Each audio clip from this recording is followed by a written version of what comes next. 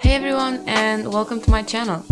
This video was supposed to be something entirely different, but when it comes to the creative field and YouTube, you kind of have to learn to adapt. So for this drawing, I wanted to leave my comfort zone and experience with washes in watercolor by layering different shades of grays on top of each other. When painting, I usually use my Deguia artist watercolors because they offer me a lot of different colors and shades, especially for skin, so I don't really have to mix them.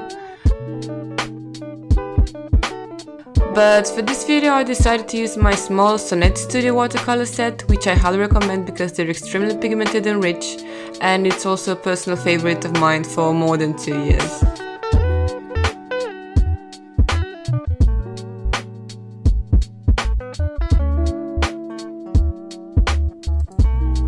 When painting, especially with watercolors, I usually prefer my Castell watercolor sketchbook. It has a 300-gram cold press paper and it responds really well to paint and water. It doesn't get wavy and it has really nice texture to it.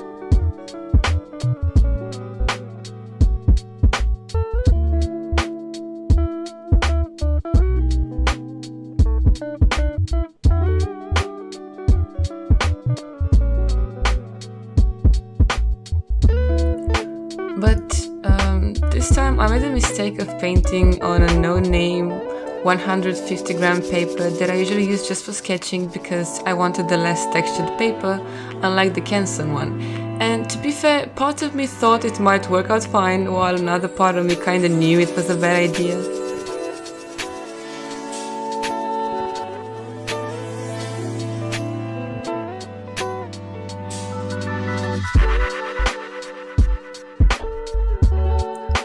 The first layer of the skin went really well and it was just as light as I wanted it to be because I was aiming for a big contrast between the hair and the marble-like skin.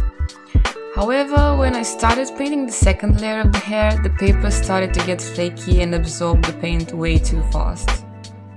It was getting kind of frustrating because the brushstrokes were really messy and dirty and I was also unable to control the lightness of the paint.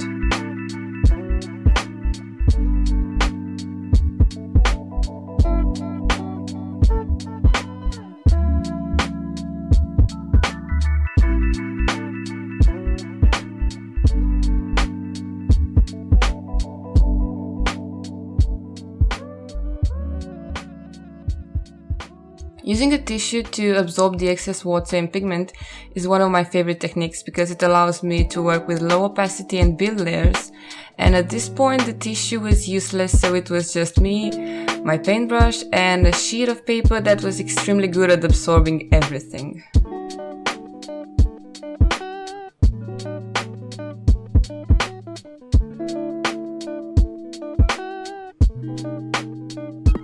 At this moment I knew I messed up.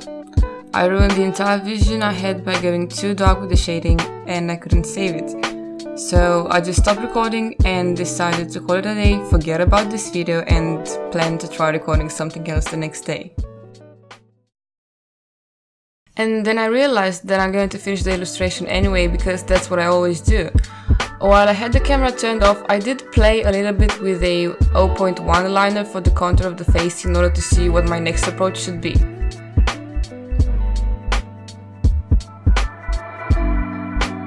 As creatives, when it comes to experimenting or learning something new, we take the risk of making mistakes and we have to adapt. And when you do make that mistake, there's just two options you have in order to finish what you're working on. You keep trying with the same tools you have made the mistake with, or you go back to your comfort zone and the tools you're best at. It feels a little bit like cheating, but I chose the latter one in this case because I knew for sure that water and my paper were only gonna get worse together.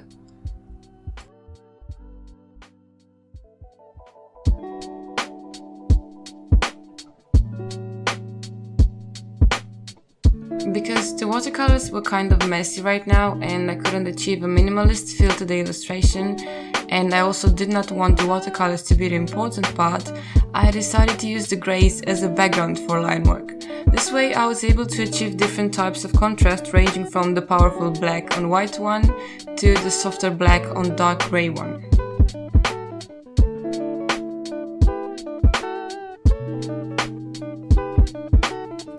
Some years ago, I was extremely afraid of making mistakes, because making a mistake meant that I just had to throw away whatever I was working on and start all over again. And that happened because I was extremely unsure of my skills and really stubborn when it comes to the concept that I had in mind. It was kind of hard for me to let go of the outcome I had in my mind. And sometimes it still is, but I've learned over the years how to adapt and come up with a new idea or approach when I'm making a mistake.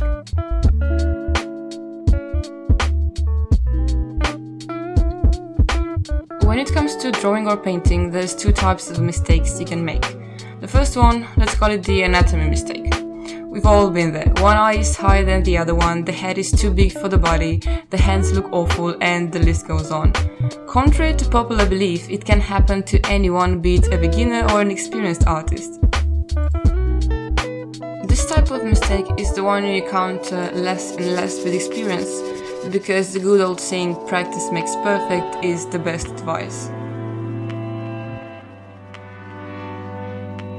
The second type of mistake, as I would call it the technical mistake, is the type of mistake every creative runs into. It doesn't matter if we're talking about traditional medium or digital medium, it's gonna happen.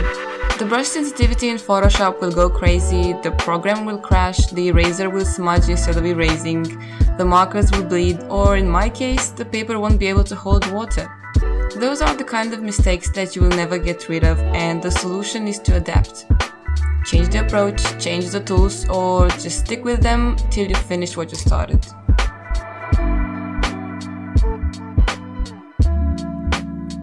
Oscar Wilde once said that experience is the name everyone gives to their mistakes. And I find this quote extremely warming because in the end there are no mistakes in art, just little accidents that we learn from and new challenges for creativity.